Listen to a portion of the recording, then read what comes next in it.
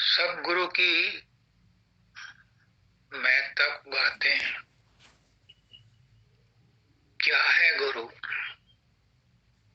कहाँ रहता है गुरु?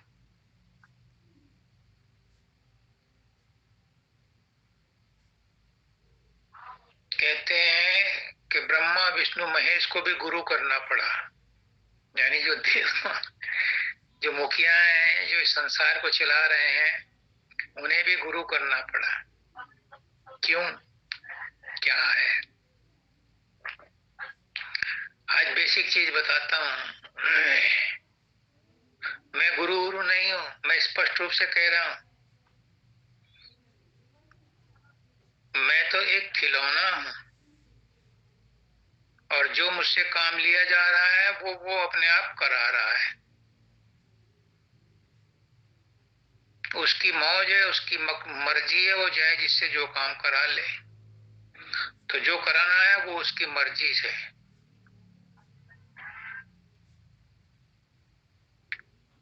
गुरु कहते हैं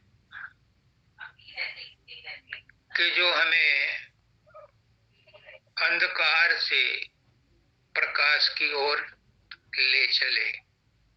बंदं गुरुपद कंज कृपा सेंधु नर रूप हरि महामोहतम पुंज जासु वचन रवि कर्णिक। तुलसीदास जी कहते हैं ये संसार अज्ञान के अंधकार का भंडार है। हर जगह, हर पल, हर क्षेत्र में, पग पग पर अज्ञान का अंधकार है।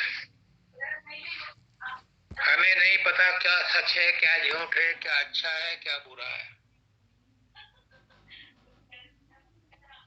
बस भेड़ा चाल है, चले जा रहे हैं।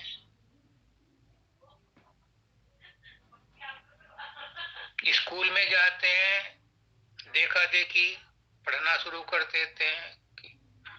जो सब्जेक्ट दूसरे पढ़ रहे हैं उन्हीं को हम भी पढ़ना शुरू कर देते हैं। अपना कोई निजी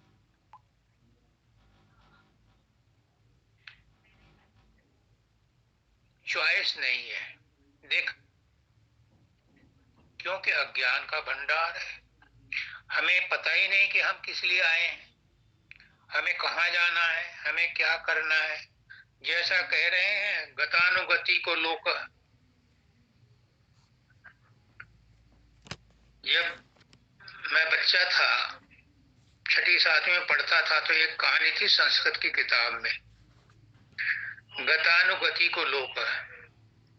मतलब ये है कि जो ऐसा दूसरे वाले करते हैं, पीछे वाले वैसे ही करते चले जाते हैं।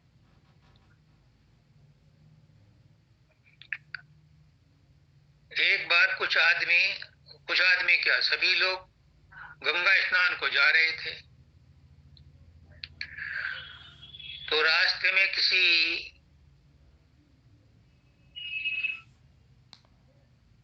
जो परिवार था उसके बच्चे को लैट्रिन हुई। तो उन्होंने रास्ते में ही उस बच्चे को लैट्रिन कराई और उसके ऊपर रेत डाल दिया। पीछे आने वालों ने सोचा कि इसमें कुछ है, तो उन्होंने भी उसके ऊपर और रेत डाल दिया। जो पीछे आते गए वो उनके ऊपर रेत चढ़ाते गए। अब वो एक टीला सा बन गया, मंदिर सा बन गया। कुछ लोग फूल माला भी चढ़ाने लगे। शाम को जब वो लौट के आए गंगा स्नान से, तो देखा तो वहां तो बहुत भीड़ हो रही है। लोग वहां तो पूजा भी कर रहे हैं, उसकी परिक्रमा भी कर रहे हैं। तो ये क्या है? गतानुगति को लोक। जैसा दूसरे कर रहे हैं उसकी देखा देख हम भी कर रहे हैं। रियल में क्या है किसी को कुछ पता नहीं। तो गुरु कभी पंडितों का राज था, कभी क्षत्रियों का राज था, आजकल गुरुओं का राज है। जिधर देखो उसका नाजी कहते थे टीवी खोलो 72 गुरु मिलेंगे। आजकल गुरुओं का राज है। तो है क्या? मैं किसी की बुराई भलाई में नहीं हूं, लेकिन असली तत्व तो समझना है, रूट कॉज में जाओ। मेरा हमेशा ये रहता है कि रूट कॉज में जाओ। गुरु की इंपॉर्टेंस क्यों है, गुरु क्यों करना है? क्योंकि हमें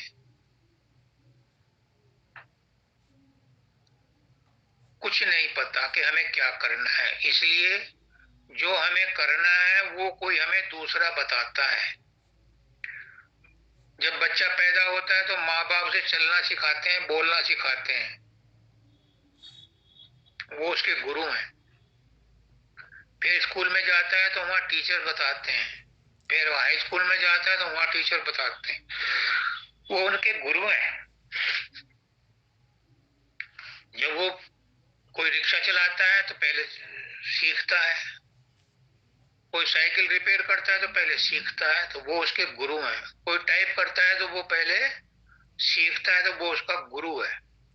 इस तरह से जब रोटी बनाती है लड़की तो पहले माँ से सीखती है।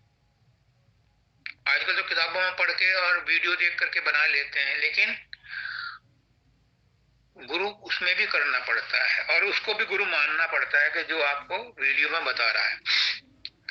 तो हर काम के लिए हमें गुरु चाहिए। लेकिन यहाँ जो अध्यात्म में गुरु की इंपॉर्टेंस, जो अभी आचार्य जयश्री ने शब्द पढ़ा, माता जी ने शब्द पढ़ा,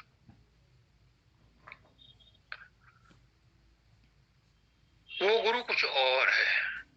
वो क्या है कि हम इस संसार में जन्म जन्मांतरों से भटक रहे हैं। मनुष्य जन्म मिला है एक खास पर्पज के लिए। परमात्मा की तरफ से ये मनुष्य जन्म हमें मुक्त होने के लिए मिला है, क्योंकि मनुष्य जन्म ही आखिरी जन्म है जहां पर मुक्ति मिल सकती है, वरना उसके बाद फिर 84 लाख योनियों का क्रम चालू हो जाता है। तो इस मनुष्य योनि में आकर के हमारा एक पर्पज है कि हम इस संसार में जो भी हमारे कर्तव्य हैं, दायित्व हैं, उन्हें पूरा करें, और अपने असली मकसद, जो हमारा जन्म मरण से छुटकारा है, उससे मुक्ति प्राप्त कर लें इस जन्म में। इसके लिए विशेष गुरु चाहिए, क्योंकि जो और लोग और जितने गुरु हैं, एक दत्तात्रेय थे, उनके 32 गुरु थे। जितने भी संसार के काम हम सीखते हैं, गुरु बनाते हैं, उनसे अध्यात्म में काम नहीं चलता, क्योंकि उनको खुद को अपना आत्मा का ज्ञान नहीं है, तो दूसरों को क्या ज्ञान देंगे। इसलिए हमें आत्मज्ञानी गुरु चाहिए अपने असली मकसद को पूरा करने के लिए। गुरु वही जो शब्द स्नेही, शब्द बिना दूसर नहीं से। आत्मज्ञान को प्राप्त करने के लिए हमें आत्मज्ञानी गुरु ही चाहिए, जिसने आत्मा का ज्ञान कर लिया है। वही हमें बता सकता है। जो बंबई होके आया है, जो बद्रीनाथ होके आया, वही हमें सही रास्ता बता सकता है। मैप में देख करके या गूगल पे देख के तो सभी चले जाएंगे, लेकिन सही रास्ता वही बताएगा जो हो करके आया है। इसलिए आत्मज्ञानी गुरु की जरूरत है, शब्द से नहीं, गुरु की जरूरत है। अब क्या है, बेसिक चीज बताता हूं। एक गुरु तो वो है जो आपको बाहर में नामदान देता है, बाहर में आपको रास्ता बताता है। वो है साकार गुरु। एक प्रश्न आया था पहले, चोला नूर तूर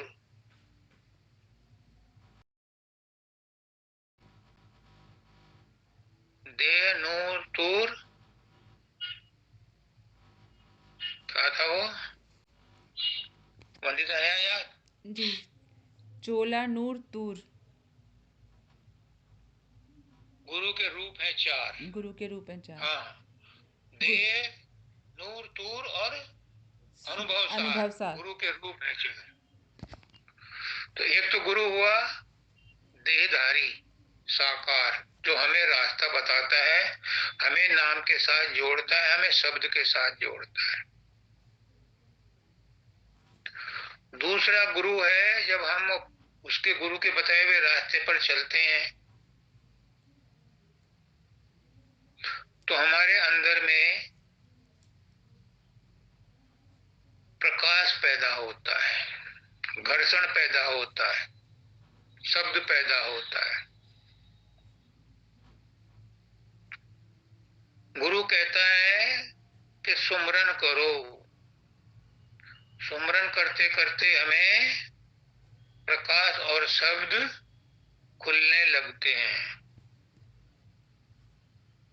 तो गुरु कहता है कि तेरा असली गुरु तेरे अंदर है। दूसरा गुरु क्या हुआ? जो मन तुम्हारे साथ चला है अंदर में, बिना मन के तुम सुमरन नहीं कर सकते, बिना मन के तुम प्रकाश नहीं देख सकते, बिना मन के तुम शब्द नहीं सुन सकते। गुरु ने जो नाम दान दिया है वो कहता है कि पहले वर्णात्मक नाम को जपो, फिर वर्णात्मक से अजपा जाप करो। अजपा जाप कौन करेगा? मन। तो दूसरे नंबर का गुरु हुआ मन। और तीसरे नंबर पर आता है नूर। फिर आता नूर होता है प्रकाश, और प्रकाश के साथ ही शब्द आता है। जहाँ घर्षण होता है वहीं प्रकाश होता है, प्रकाश के साथ ही शब्द होता है। तीसरा गुरु हुआ शब्द, दूसरा हुआ मन या प्रकाश, तीसरा हुआ शब्द, और चौथा हुआ अनुभव सार। वो चौथे पद में जाके सतलोक में मिलता है। तो ये गुरु क्या है? ये क्या करता है? जिस समय उसका नाथ जी कहते थे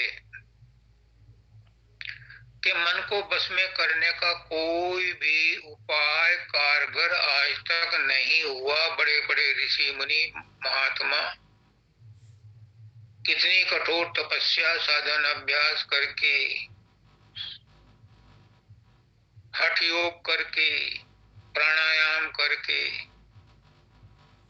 थक गए, लेकिन मन उन्हें पटक देता है, उनके बस में नहीं आता। मन को बस में करने के लिए सतगुरु बताता है कि मन को बस में करने के लिए आप, सबको एक रास्ता नहीं बताता। जिसकी जैसी प्रवृत्ति होती है, प्रकृति होती है, उसी के हिसाब से उसको रास्ता बताता है। किसी को कहता है सेवा करो, सेवा करने से भी मन बस में होता है। जिनके प्रारब्ध कर्म बहुत कठिन होते हैं, उनसे गुरु सुमरन ध्यान नहीं कराता, गंजे को नखून नहीं देता, क्योंकि सुमरन ध्यान करेंगे और विषय वासना भरी हुई है तो वो और प्रचंड हो जाएंगी। उनको क्या कहते हैं? सेवा करो।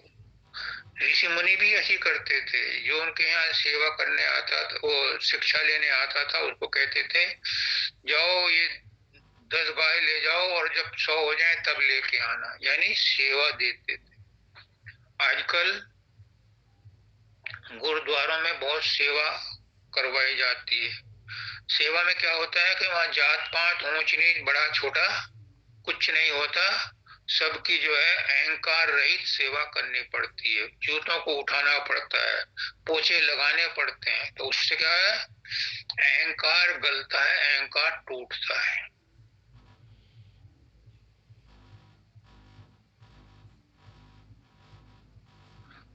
किसी को गुरु कहता है प्रेम करो। जब कोई प्रेम करने के काबिल होता है, जिसके अंदर प्रेम होता है, प्रेम किसी के अंदर नहीं रहा, इसलिए गुरु उसे अपना प्रेम देता है। और उसके अंदर प्रेम का किनका होता है। जब उसके अंदर प्रेम पनपता है तो कहता है अब भक्ति करो।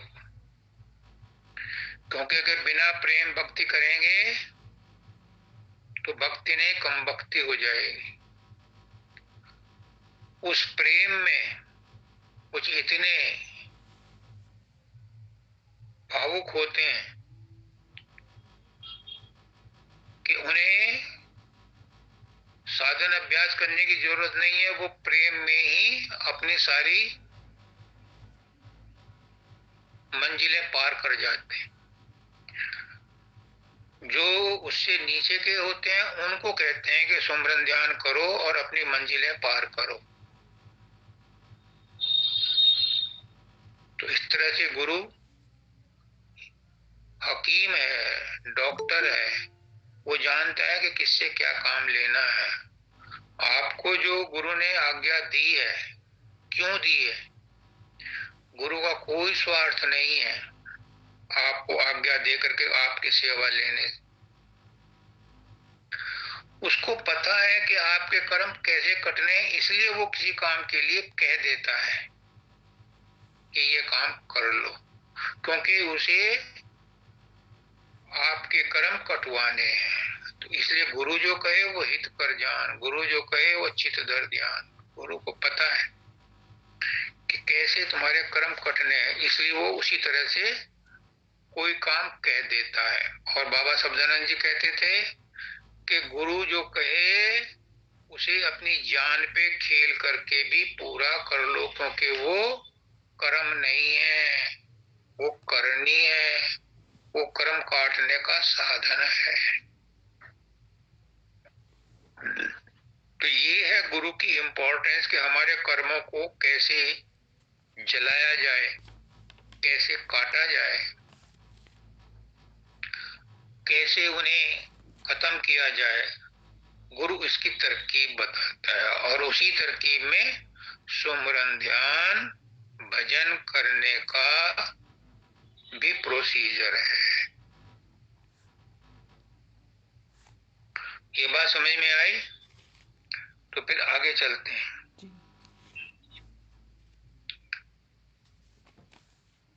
गुरु के बारे में हमें पता चला कि गुरु क्या है।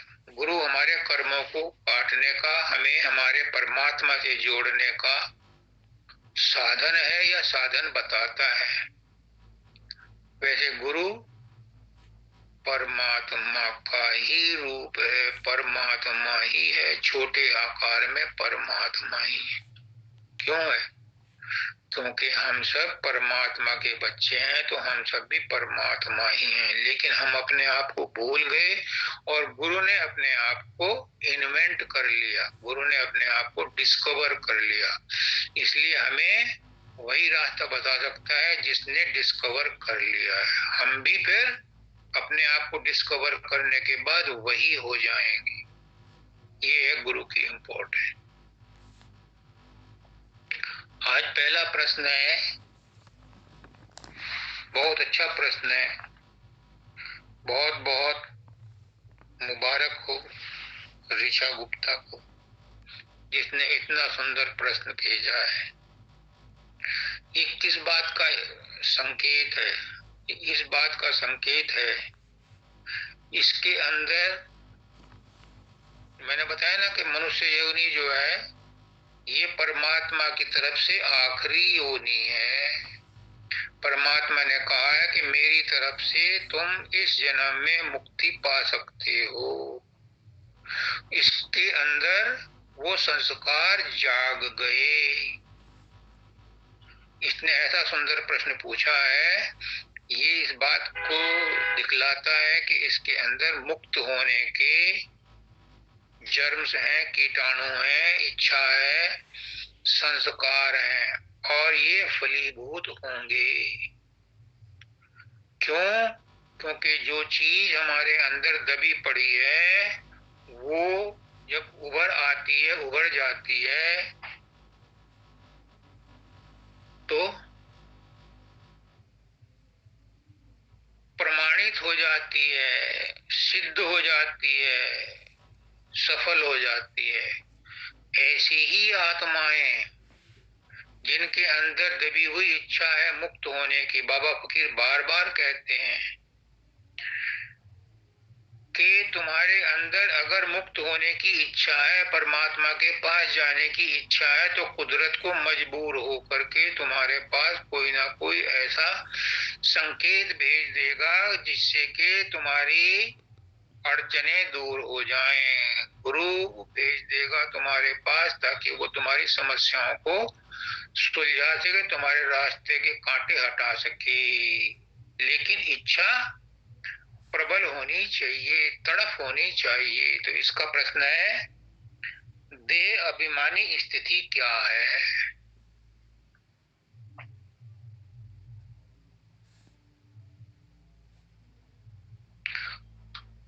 हम परमात्मा के अंश हैं, हम परमात्मा के बच्चे हैं। तो क्या हुए हम? परमात्मा ही हुए। जब गधे का बच्चा गधा होता है, घोड़े का बच्चा घोड़ा होता है, बकरी का बच्चा बकरी होता है, सांप का बच्चा सांप होता है। हम परमात्मा के बच्चे हैं तो क्या है? हम परमात्मा ही हैं। लेकिन हम अपनी पहचान भूल गए। परमात्मा ने हमें मनुष्य योनि इसलिए दी थी कि हम इसमें अपने आप को पहचान लें, अपनी आत्मा को पहचान लें और मुक्ति की प्राप्ति कर लें। लेकिन हम संसार में ऐसे उलझ गए कि अपने आप को ही भूल गए, अपना नाम पता भूल गए, अपना स्वरूप भूल गए। हम अपने आप को शरीर ही मानने लगे, जबकि ऐसे शरीर तो हमने अरबों खरबों बार लिए हैं और छोड़े हैं। अरबों खरबों बार हमारे नाम और पते बदले हैं, लेकिन हम नहीं बदले। हम वही आत्मा है जिसको पहचानने के लिए मनुष्य योनि मिली है कि तुम अपने आप को पहचानो।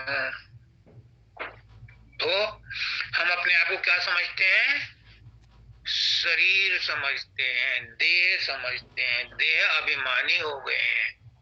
मेरा नाम राजेश है, मेरा नाम ऋषा है, मेरा नाम बीना है, मेरा नाम तुलसी है, मेरा नाम प्रेम सुख है, मेरा नाम बंदिता है, मेरा नाम प्रगति है, मेरा नाम जयश्री है। हम इन्हीं नामों में उलझे हुए हैं।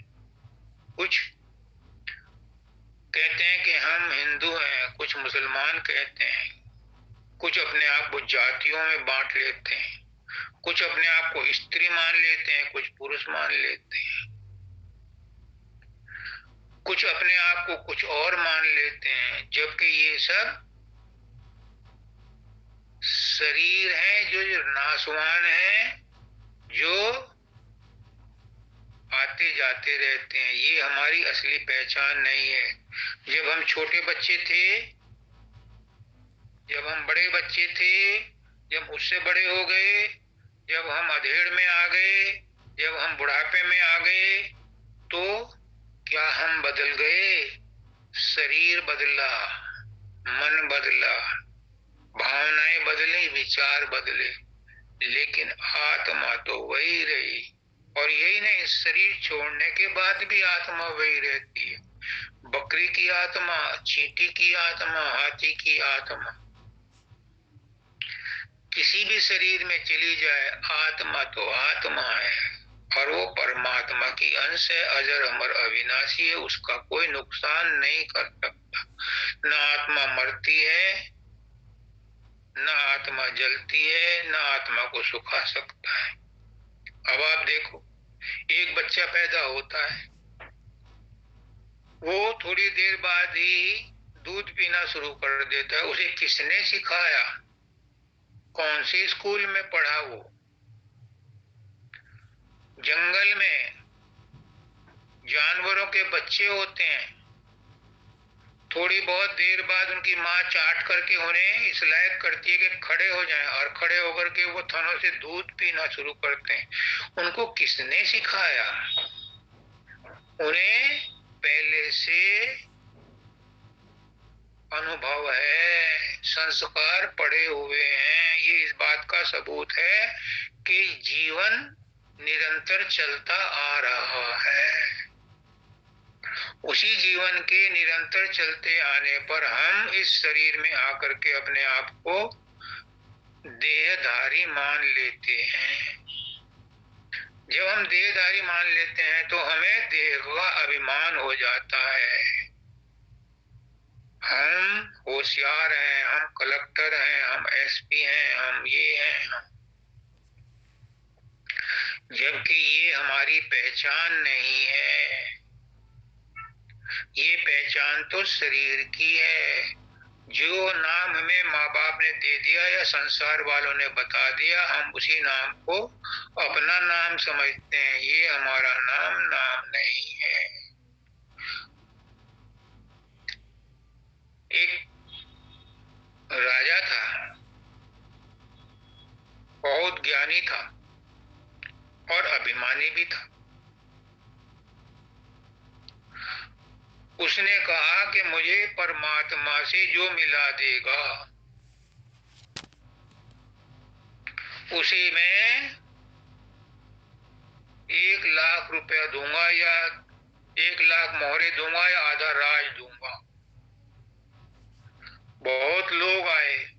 उसने कहा मुझे थ्योरी नहीं चाहिए, मुझे परमात्मा से मिलाओ, मेरी शर्त ये है।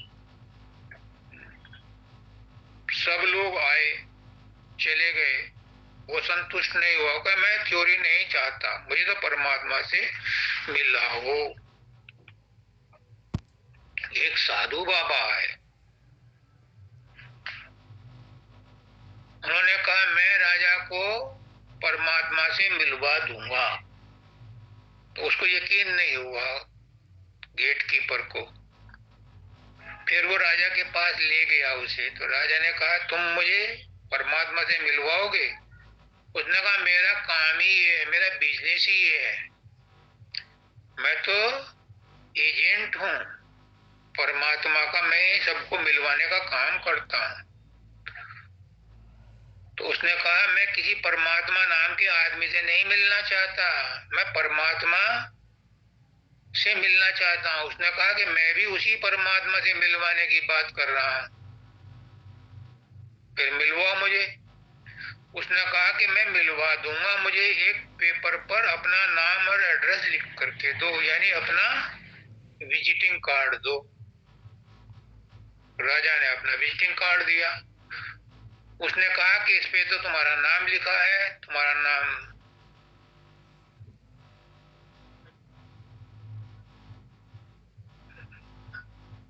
मान लिया वीर सिंह है।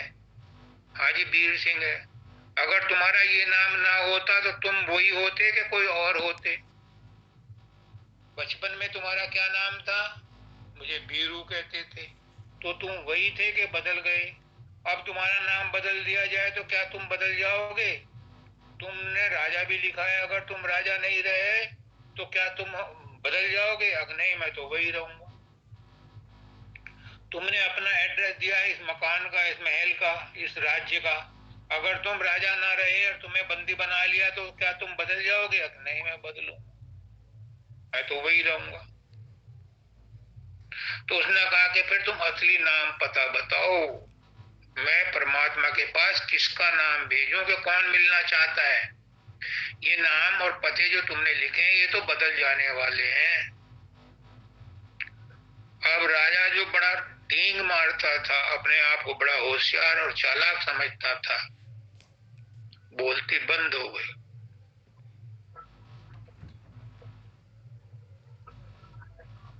वो कहने लगा, सिंहासन से उतर गया, उसके पैरों में पड़ गया कि मुझे अपनी गलती का एहसास हो गया।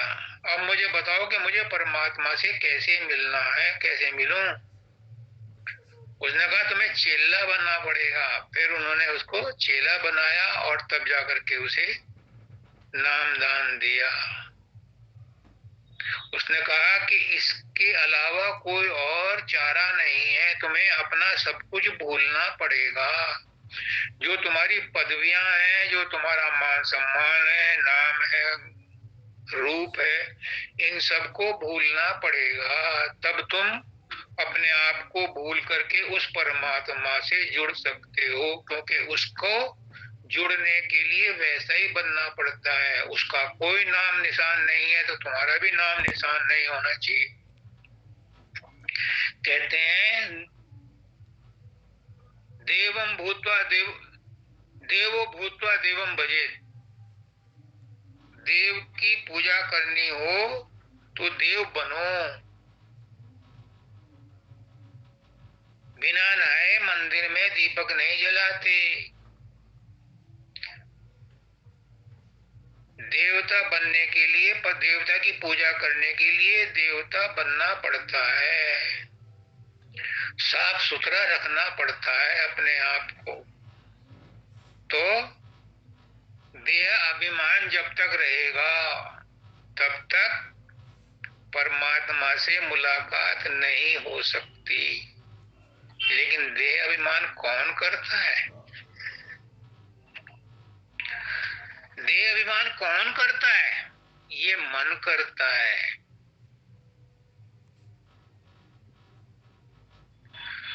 जब मन देह अभिमान करता है तो देह हटाने के लिए क्या करना पड़ेगा? मन को सरेंडर करना पड़ेगा, मन को शिक्षित करना पड़ेगा।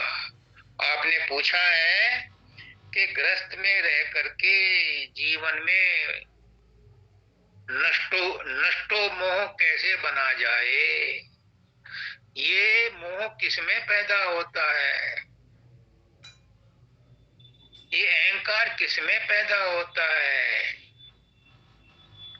ये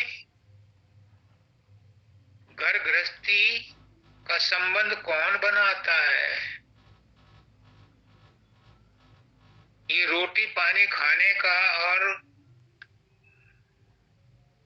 कमाने का, मकान दुकान बनाने का, उद्यम करने का कहां से आता है? मन से आता है, मन में होता है। अगर मन ना हो तो शरीर भी काम नहीं करेगा। आत्मा का तो कुछ नहीं बिगड़ेगा, आत्मा तो अजर अमर अविनाशी है। लेकिन शरीर बेकार हो जाएगा अगर मन नहीं हुआ। तो फिर शरीर को शुद्ध नहीं करना है, शरीर को शुद्ध करना है, लेकिन शरीर से पहले मन को शुद्ध करना है। तो जो आपने पूछा है कि नष्टो मोह कैसे बने इस संसार में, इस ग्रस्त में रहते हुए, मोह नष्ट कैसे हो, लोभ नष्ट कैसे हो, अहंकार नष्ट कैसे हो, ममता नष्ट कैसे हो, इसके लिए मन को सुसंस्कृत करना पड़ता है, मन को समझाना पड़ता है, मन को ढालना पड़ता है। और इसकी तरकीब आप नहीं कर सकते। ये आप अपने अकेले के बलबूते पर नहीं कर सकते। इसके लिए जरूरी है कि आप किसी आत्मज्ञानी गुरु से रास्ता पूछें, जो मन को शुद्ध करने, मन को निर्मल करने, मन को स्थिर करने का अभ्यासी है। खुद का अभ्यास कर रखा है, वही आपको रास्ता बता सकता है। जब आपका मन निर्मल हो जाएगा तो फिर क्या होगा? मन मेरा निर्मल भया जैसे गंगा नीर, और पाछे पाछे हरि फिरे कहत कबीर कबीर। उस समय आपको संसार नहीं छोड़ना, गृहस्थ नहीं छोड़ना, बाल बच्चों के साथ नहीं छोड़ना, सारे काम करने हैं, सब कुछ करना है। लेकिन कैसे?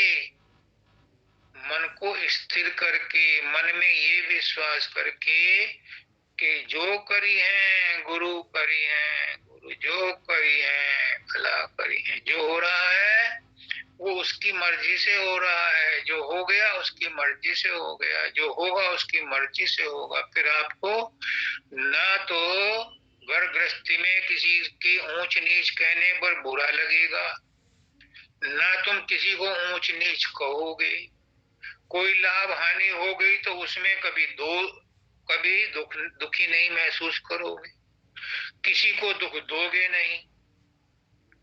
तो संसार में रहते हुए संसार में आसक्ति नहीं रखोगे। इस तरह से मोह नष्ट होगा, इस तरह से आपका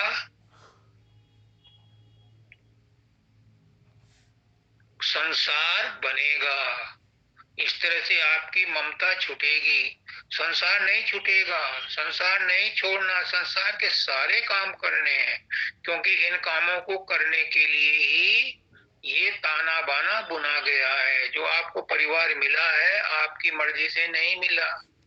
पुराने लेन देन ऐसे ही थे, इन्हीं के साथ गुजारा करना है, इन्हीं के साथ लेन देन करना है। और कैसे? सबके साथ गुडविल रखते हुए, सबके साथ प्रेम मोहब्बत से रहते हुए रहना है।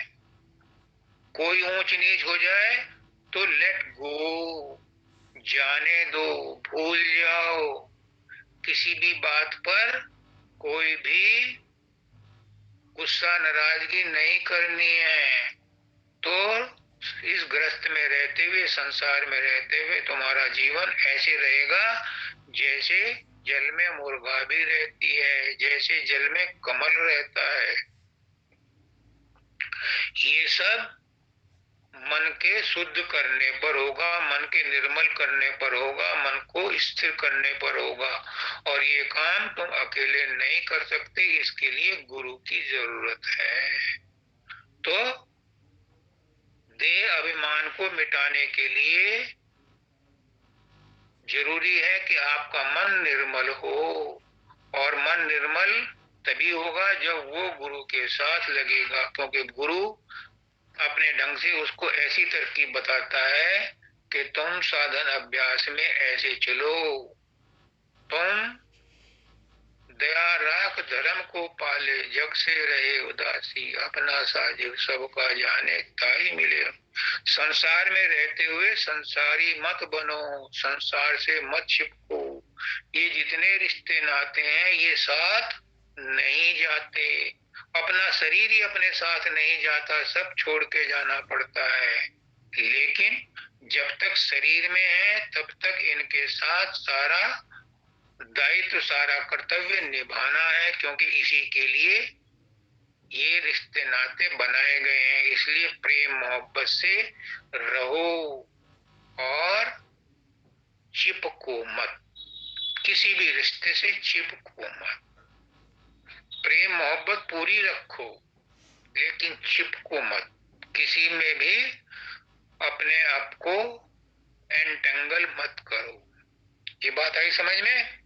अब दूसरा प्रश्न है इसी से मिलता जुलता, प्रेम सुख का, कि हम सबकी आत्मा एक है, फिर भी हमें दूसरों का दुख अपना दुख क्यों महसूस नहीं होता?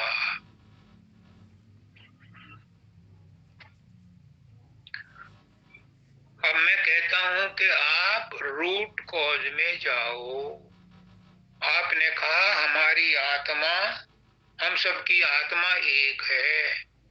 मैं पूछता हूं अपने आप से, आपसे नहीं पूछ सकता मैं, आप तो बड़े आदमी हैं। मैं अपने आप से पूछता हूं कि हम सबकी आत्मा एक है, क्या कभी आत्मा देखी है? कहाँ है वो एक सी आत्माएं? सुनने से काम नहीं चलता। हम सबकी आत्माएं एक हैं, कहाँ है वो आत्माएं जहां पर एकता है? अभी जो शरीर है सब में भिन्नता है, डाइवर्सिटी है। कहने से सुनने से काम नहीं चलता जब तक के रूट कॉज में ना जाओ। तो आत्माएं कहाँ हैं? आत्मा का दर्शन अभी मैंने बोला देह अभिमान के लिए कि अपने अंदर में जाकर के जब हम अपने आप से जुड़ते हैं, अपनी आत्मा से जुड़ते हैं, जब हम अपने अंदर में जा गुरु के बताए हुए रास्ते पर चलते हुए जब हम अंदर में साधन अभ्यास करते हैं तो अपनी आत्मा से जुड़ते हैं। आत्मा कहाँ है? अंदर में है। जब तक तुम अंदर में नहीं जाओगे तुम्हें आत्मा के दर्शन नहीं हो सकते। जब अपनी आत्मा के दर्शन नहीं होंगे तो तुम दूसरी आत्मा को कैसे पहचानोगे कि ये आत्मा मेरी आत्मा एक जैसी है? बाहर के कहने से काम नहीं चलता। दवाई अगर अलमारी में रखी है और तुमने नहीं खाई तो वो फायदा नहीं करेगी चाहे कितने बढ़िया डॉक्टर ने दी हो। जब तक तुम अंदर में नहीं जाओगे, अपनी आत्मा से नहीं मिलोगे तो दूसरी आत्मा से कैसे मिलोगे? उनके बारे में क्या जानोगे? ये सब कल्पना है और ये कल्पना में ही जीवन बीत जाता है। खुद को तो पहचाना नहीं और दूसरों के बारे में सोचते हैं। पहचान ले अपने को तो इंसान खुदा है। जाहिर में गो खाक है मगर खाक नहीं है। जलवों की खता क्या जो दिखलाई नहीं देते, खुद देखने वालों की नजर पाक नहीं है। किसकी बात करें? आत्मा आत्मा एक है, सारी आत्माएं एक हैं। बाबा सबदानंद जी कहते हैं दयाला मेरी 94 साल की उम्र का एक ही निचोड़ निकला है कि हम सब एक हैं। आप भी कहते हो हम सब एक हैं, गांव वाले भी कहते हैं हम सब एक हैं, लेकिन ये सब कहते हैं। बाबा सबदानंद जी ने अनुभव किया था। जिस दिन आपका अनुभव हो गया अपनी आत्मा के साथ, आपने अपनी आत्मा को पहचान लिया, फिर आप कहोगे सारी आत्माएं हम जैसी ही हैं। फिर आप ये नहीं कह सकते कि उसका दुख मेरा दुख नहीं है। संत कहते हैं अगर तुम्हारे पड़ोस में कोई भूखा सो गया, तुम्हारे पड़ोस में कोई गरीब है उसे रोटी नहीं मिली, कोई बीमार है उसे दवा नहीं मिली, तो परमात्मा तुमसे खुश नहीं हो सकता। तुम अपनी आत्मा के साथ न्याय नहीं कर रहे, दूसरी आत्मा के साथ भी न्याय नहीं कर रहे। क्यों? परमात्मा ने तो सारे शरीरों में अपने आप को ही बांट रखा है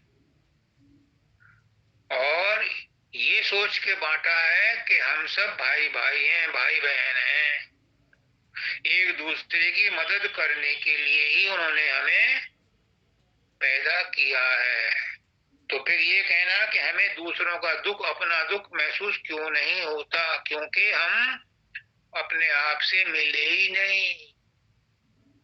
अभी तो हम मन में हैं और मन में दुचिता है, मन में तो डाइवर्सिटी है, मन में तो अनेकता है, मन में एकता है ही नहीं। एकता तो आत्मा में है और वहां तक हम कभी गए नहीं।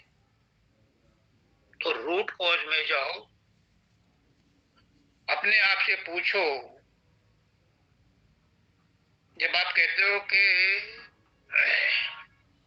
हम सबकी आत्मा एक है, क्या आपने अपनी आत्मा को पहचान लिया? किस अथॉरिटी पर कहते हो कि सबकी आत्मा एक है? आपने अपनी आत्मा की पहचान नहीं की तो दूसरी आत्मा के बारे में कैसे कह सकते हो कि हमारी जैसी है? संत कह सकता है, उसने अपनी आत्मा को पहचान लिया। तो पुष्करनाथ जी कहते थे कि एक चींटी की आत्मा और एक हाथी की आत्मा बराबर है। कबीरदास जी कहते थे कि आत्मा का वजन फूल की खुशबू जैसा है। बाबा फकीर कहते थे कि आत्मा की वजन होता ही नहीं है, वो तो उसके ऊपर जो इच्छाएं, आशाएं, वासनाएं, तृष्णाएं, कामनाएं और कर्मों की टोकरी बंध गई है उसका वजन होता है। और उस वजन के बोझ से वो इस संसार में बार बार जन्म लेती है। तो जिसने अपनी आत्मा को पहचान लिया वही डंके की चोट पर ऐसा कह सकता है। अगर हमने अपने आप को पहचान लिया, अपनी आत्मा को पहचान लिया, तो हमें दूसरे के दुख दर्द का पता जरूर चलेगा। गुरु को पता चल जाता है कि कौन सा शिष्य मेरा बीमार है और कौन से के साथ अत्याचार हो रहा है। आपने पढ़ा होगा, बाबा फकीर ने भी लिखा है, दादा दयाल जी जब सत्संग दे रहे थे तो उनकी कमर पे कोड़ों के निशान पड़े थे और वो कर्रा रहे थे। जब नंदू भाई ने पूछा कि महाराज जी आपको कुछ तकलीफ है, उसने कहा नहीं। फिर आप करा क्यों रहे थे? कि मेरी कमर पे देखो, तो उस पे कोड़ों के निशान पड़े थे। पता चला कि उनकी जो एक वो थी, क्या नाम, शिष्या थी, उसको उसका पति मार रहा है। तो दूसरों का दर्द भी पता चल जाता है। जब एक जैसे लेवल पर होते हैं, और उस लेवल को प्राप्त करने के लिए आपको अपने आप को उस शारीरिक बोधभान से, मानसिक बोधभान से और आत्मिक बोधभान से ऊपर उठना पड़ेगा। जब शरीर, मन और आत्मा के कारण शरीर के बोधभान से ऊपर उठोगे तो आपको दूसरे की आत्मा में भी समानता दिखाई देगी, और तब आप कहोगे कि दूसरे का दुख भी मेरा दुख है। संत महात्मा दूसरों के दुख से दुखी होते हैं, अपने दुख से दुखी नहीं होते। उन्हें दूसरों का दुख दुखी करता है। शब्दानंद जी ने कितने ही आदमियों के दुख लिए अपने ऊपर, मानव दयाल जी ने कितने ही आदमियों के दुख लिए, और मेरे मना करने के बाद भी पुष्कर नाथ जी मेरे आगे पीछे कईयों के दुख ले लेते थे और फिर दिखाते थे मुझे, देख मेरा ये हो रहा है। मैंने कहा आपने दुख लिया था?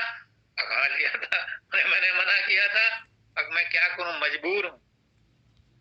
संत मजबूर होता है, दूसरों का दुख सहन नहीं कर सकता। तो आप कैसे कहते हो कि हमें दूसरों का दुख पता नहीं चलता? पता चलता है, संतों को पता चलता है, वो ले लेते हैं अपने ऊपर और कष्ट उठाते हैं। क्यों? क्योंकि कष्ट तो या कर्म तो जब तक कोई भोगेगा नहीं, भुगता नहीं जाएगा, तो नष्ट नहीं होगा। तो संत अपने ऊपर लेते हैं, कुछ काट देते हैं, कुछ ऊपर फेंक देते हैं। तो ये तभी होता है जब हम अपने आप को पहचान लेते हैं, अपनी आत्मा को जान लेते हैं, तब हमें पता चलता है कि दूसरे को दुख है, दूसरे की आत्मा दुखी है। जब तक हम अपने अंदर नहीं घुसेंगे, अपने ही आप को नहीं पहचानेंगे, तो अब तक हमें दूसरों के बारे में पता नहीं चलता। कहते हैं कि न हम उससे दूर रह सकते हैं, न वो हमसे दूर रह सकता है, क्योंकि वो हमारे अंग संग है, वो हमारे सांसों सांस है, वो हमारी आत्मा में विराजमान है। वही है जो सब कुछ झेल रहा है। शरीर और मन तो प्रगटीकरण के साधन हैं। जो अजर अमर अविनाशी आत्मा है, वो इस शरीर और मन के साथ मिलकर के दुख सुख झेल रही है। आत्मा को अपना कोई दुख सुख नहीं है। जैसे ही वो शरीर और मन से अलग हो जाएगी, वो यहाँ से उड़नछू हो जाएगी, उसे कोई लेना देना नहीं। लेकिन जब तक उसके ऊपर वासनाओं का, कर्मों का, तृष्णाओं का, कर्मों का बोझ रहेगा, वो बार बार जन्म लेती रहेगी। इसलिए तरस खाओ अपनी आत्मा पर, अपने लिए, अपने लिए अपनी आत्मा पर तरस खाओ कि उसे संसार की वासनाओं, तृष्णाओं, कामनाओं, मोह और देह अभिमान से मुक्त रखो, ताकि शरीर छोड़ते हुए उसे कोई बोझ बंधन ना रहे। वो शरीर में दोबारा आने की जरूरत नहीं है। पुष्करनाथ जी कहते हैं कि अगर हमारे कर्मों की टोकरी में कोई कर्म बाकी नहीं रहेगा, कोई तृष्णा, कामना, वासना बाकी नहीं रहेगी, तो आत्मा जन्म क्यों लेगी? क्योंकि जन्म लेने पर उसे पता है कि कष्ट होंगे। कृष्ण भगवान को भी हुए थे, वो तो विष्णु के अवतार थे। राम को भी हुए थे, उसको भी विष्णु के अवतार। वामन अवतार को भी हुए थे। जो भी शरीर में आता है कष्ट उसको होते हैं, तो फिर आत्मा क्यों जन्म लेगी, क्यों शरीर धारण करेगी जब उसके ऊपर कोई कर्मों की बोझ नहीं रहेगा। इन लोगों के ऊपर कर्मों के बोझ थे। इन्होंने दूसरों को पहले वचन दिए थे कि हम तुम्हारे घर में जन्म लेंगे, इसलिए वो बंधन था, आना पड़ा। जब हमारे आत्मा पर कोई बंधन नहीं होगा तो क्यों जन्म लेगी, क्यों शरीर धारण करेगी, क्यों कष्ट उठाएगी।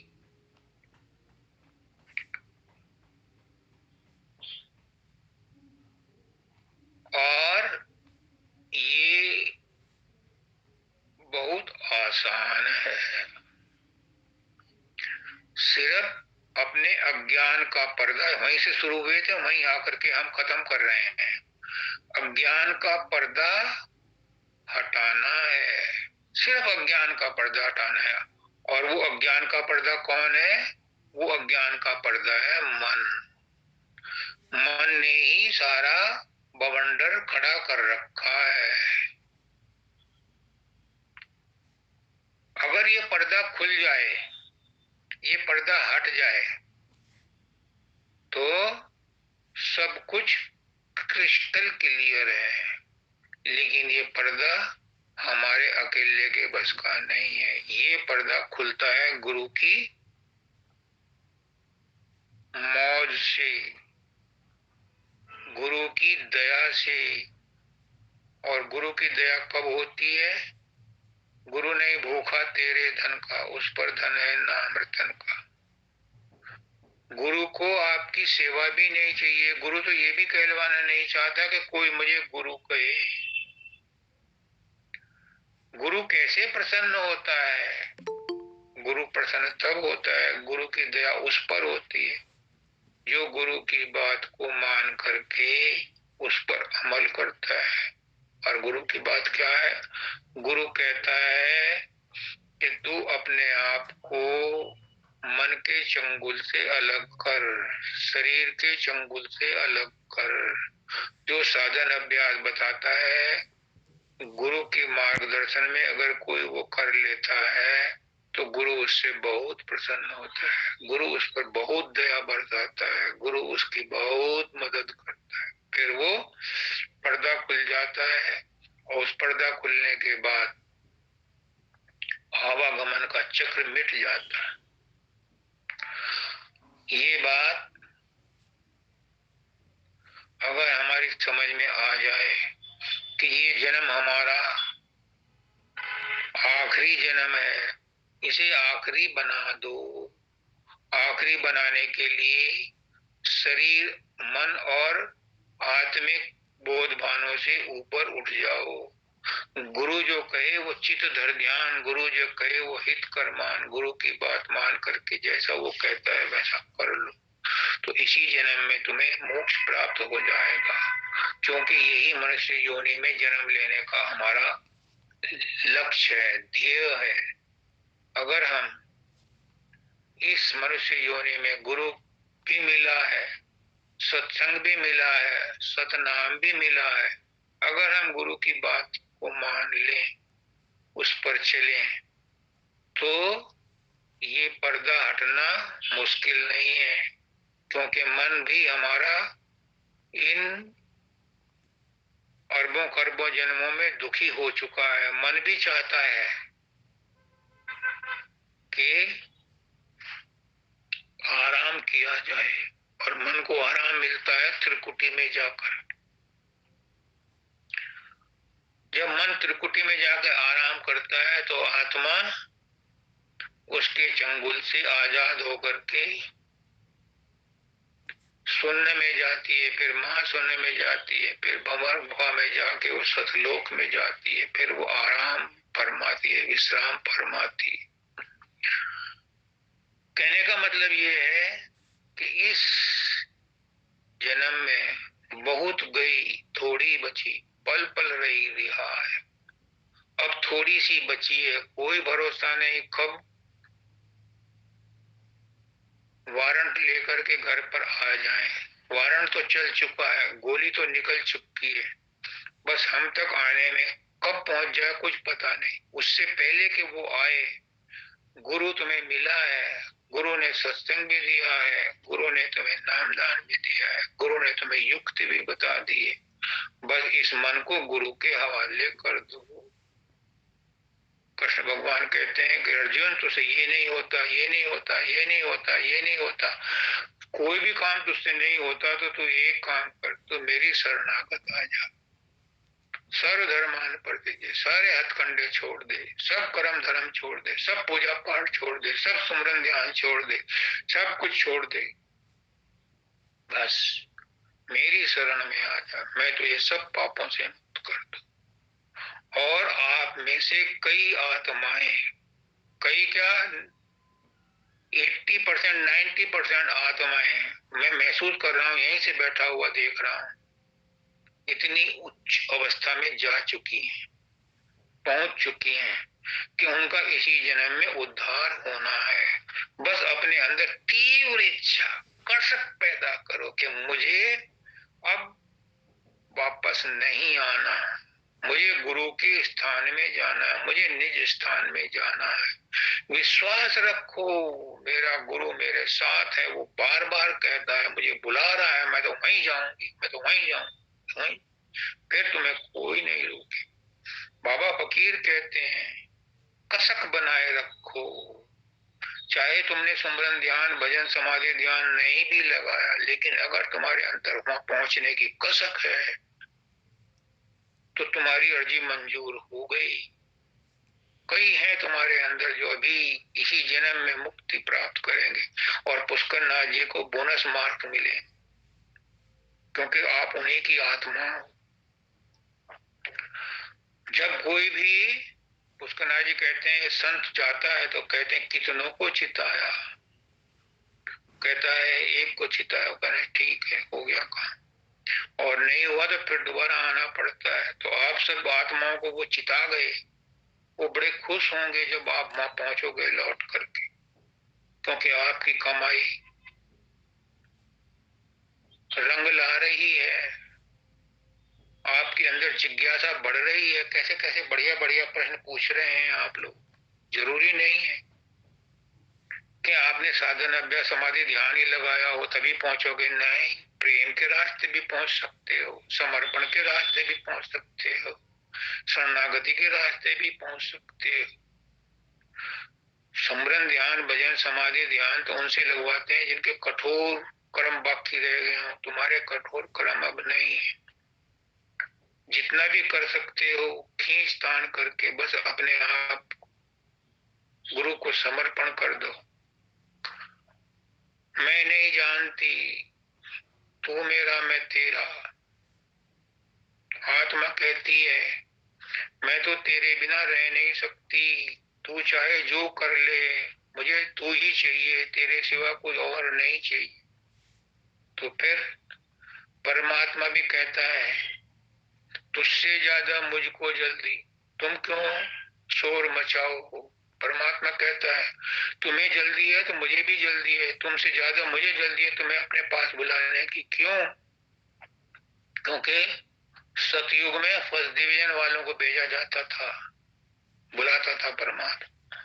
त्रेता युग में सेकंड डिवीजन वालों को बुलाता था, और द्वापर युग में थर्ड डिवीजन वालों को बुलाता है। वो कहते हैं कि कलयुग में तो सप्लीमेंट्री वालों को भी बुला लेता है, कहता है कि तुमने मेरा नाम लिया तुम भी आ जाओ। कल केवल एक नाम अधारा, सुमर सुमर नर उतर ही पारा। कलयुग में तो समाधि ध्यान लगाने की भी जरूरत नहीं है, बस सुमरन करो और उसके पास पहुंच जाओ। सुमरन करना कोई मुश्किल काम नहीं है, पर सुमरन करते हुए गैर का ख्याल नहीं आना चाहिए, दूसरा ख्याल नहीं आना चाहिए, बस मैं और मेरा गुरु। क्योंकि गुरु उस नाम में ही शामिल है, नाम में ही नामी बैठा हुआ है।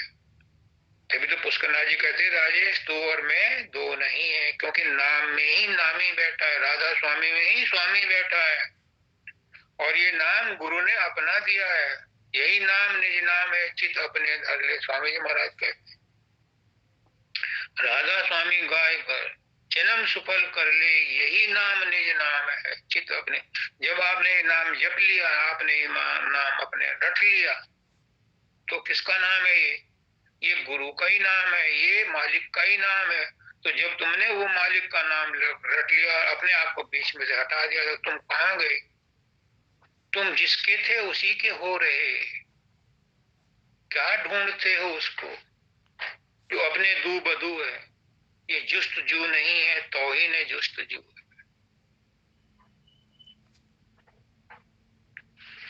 जुस्तजू करना भी तौहीन करना है उसकी। क्या जुस्तजू करोगे तुम? क्या लेके काम करोगे तुम? क्या उसकी वंदना कर सकते हो? क्या प्रार्थना कर सकते हो? क्या कुव्वत है तुम्हारे अंदर? क्या ताकत है? ये भी वही करवा रहा है। छोड़ दो ये अपनापना, उसकी हो जुस्तजू क्या जो अपने दू बदू। ये जुस्तजू नहीं है, तौहीन है जुस्तजू। काहे को परेशान हो रहे हैं? अरे सरेंडर करो, तू जान तेरा काम जाने। मैं जो कितना कर सकती थी कर दिया मैंने, जितना मैं कर सकता था मैंने कर दिया। अब तू संभाल, कमी समी रहेगी ये तो तू इसमें डेंटिंग पेंटिंग कर दे, तू इसकी फिनिशिंग टच लगा, इसमें दाढ़ी मूछ लगा या कुछ बना, मैं नहीं जानती। तेरा काम, मैं तेरी तू मेरा। मेरे पास कुछ नहीं है, मुझे तू चाहिए, तेरे सिवा कुछ नहीं चाहिए। जब ऐसी लाचारी सो करोगे उसके सामने, तो वो हमारी माँ है, वो हमारा बाप है, वो पिघलता है, उसको कान भी हैं, उसको आंख भी है, उसका दिमाग भी है, वो सब समझता है। लेकिन वो ये भी जानता है कि कौन ऊपरी ऊपरी मुंह से कह रहा है और कौन अंदर से तड़प करके कह रहा है। जो तड़प करके कह रहा है उसको कहता है कि बस तू आ जा, तू ही है मेरा, कॉली भर लेता है। जो कहता है अभी फुर्सत नहीं है, तो कभी परमात्मा भी कह देगा उसे कि अब मुझे फुर्सत नहीं है। 40 आदमी हैं इस ग्रुप में, 16-17 आदमी प्रेजेंट हैं। क्या सोच रहे होंगे पुष्करनाथ जी? पर जैसी उनकी मर्जी, जैसा वो चाहते हैं वैसा होता है, जैसी वो प्रेरणा देते हैं वैसा होता है। लोगों को फुर्सत नहीं है, अच्छी बात है। एक समय ऐसा आएगा कि फुर्सत ही फुर्सत हो गई, मक्खी उड़ाने की भी जहमत नहीं उठानी पड़ने की, फिर फुर्सत ही फुर्सत में रहते हैं। अभी तो बहुत काम है, उस समय कोई काम नहीं रहता। तो बहुत समय हो गया, मैं आपके लिए क्या विनती करूं, मैं आपकी क्या सेवा करूं? बस मैं तो यही प्रार्थना करता हूं